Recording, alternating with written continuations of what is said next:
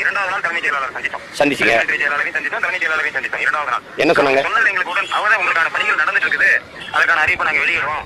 எப்போ? கிட்டத்தட்ட ஒரு 3 ஆண்டுகளா இதே பதில நீங்க சொல்றீங்க, அதனால எங்களுக்கு உடன்பாடு இல்லை. நீங்க அறிவிப்பை வெளியிட்டீங்கன்னா நாங்க கலைஞ்சு போறோம் அப்படின்னு சொல்லி தான் நாங்க எங்க போராட்டத்தை தொடர்ந்து இருக்கிறோம். அதற்கு அடுத்து இந்த கடைசி 8 நாள் யாருமே எங்களை வந்து அழைத்து பேசல. தினம் தினம் எங்கள் மீது வந்து குற்றப்பத்திரிகை பதிவு செஞ்சுட்டு இருக்காங்க. போராடி கொண்டிருக்கவங்க யாரு? ஆசிரியர் பெருமக்கள். அறிவார்ந்த சமூகத்தை உருவாக்க, ஒரு வலிமை மிக்க ஒரு சமூகத்தை உருவாக்க வேண்டிய பொறுப்பும் கடமையும் இருக்கிற ஆசிரியர் பெருமக்கள். எந்த நாட்டில் ஆசிரியர் பெருமக்களும் உழவர் குடிமக்களும் போற்றப்படுகிறார்களோ அந்த நாடுதான் நாடு. மருத்துவன் போற்றப்படுகிறான், மருத்துவனுக்கு மதிப்பு இருக்குன்னா அது நோயுற்ற சமூகம். காவல்துறைக்கு, வழக்கறிஞருக்கு, நீதிபதிகளுக்கு மதிப்பு இருக்க ஒரு நாட்டில் அது குற்ற சமூகம். அது குற்ற சமூகம்.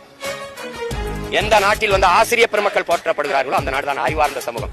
எந்த நாட்டில் உழவர் குடிகள் போற்றப்படுகிறார்கள், கொண்டாடப்படுறாங்க பசியற்ற சமூகம். இப்பவும் வீடு தேடி அரசுங்கிறாங்க, என் மக்கள் ரோடு தேடி வராங்க போராடுறது. ஏன்னா அவ்வளவு பிரச்சனை.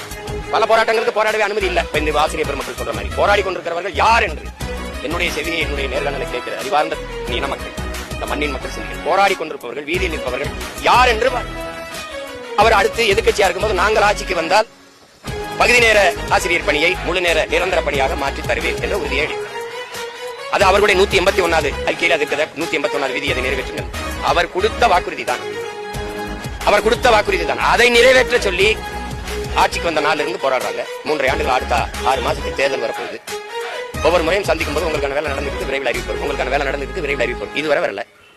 போராடுகிறவர்கள் 10 நாளா போடுற. ஜூலை 8ஆம் தேதி தொடங்கிய போராட்டம். போராட போக குவிய விடாம தடுக்க, அதில் குவிந்தவர்களை தூக்கி கொண்டு ஒரு மண்டபத்தில் அடைக்க, திருப்பி மாலை விடுதலை செய்ய, அவர் ஊருக்கு போய் திருப்பி வர முடியாதுன்னு இங்கேயே தெருவோரங்களில், தொடர்வண்டி நிலையங்களில், பேருந்து நிலையங்களில் படுத்து கிடந்து திருப்பி அங்கேயே குளிச்சுட்டு வந்து பச்சியும் பட்டினியுமா குடும்பத்தை பார்க்காம போராடி கொண்டிருக்கவங்க யாரு?